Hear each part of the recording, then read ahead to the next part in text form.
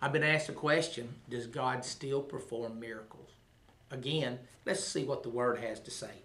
Matthew chapter 18 and verse 19 says, again I say to you, that if two of you shall agree on earth as touching anything that they shall ask, it shall be done for them of my Father which is in heaven. God still does miracles. In fact, this past Sunday, August 26th, a young man by the name of Paul walked into my office during the Sunday school hour here at our church. He was brokenhearted. He was discouraged. His wife and him were separated. He hadn't talked to his wife, nor had he seen his baby girl in over 2.5 weeks.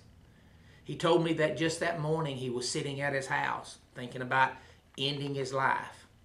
Talked about how he'd even taken a gun in his hand, talking about he was going to, wasn't anything to live for. And he decided he'd come to church and he'd ask for prayer. Right there in my office, I hugged his neck, I took him by the hands, and we began to pray.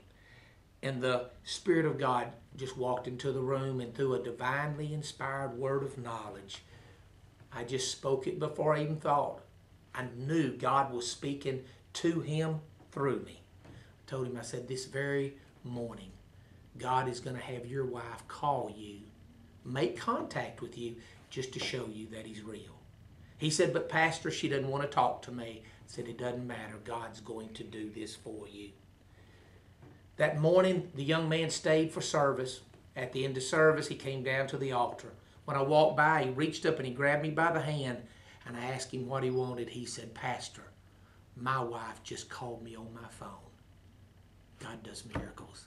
He'll do one for you. God bless.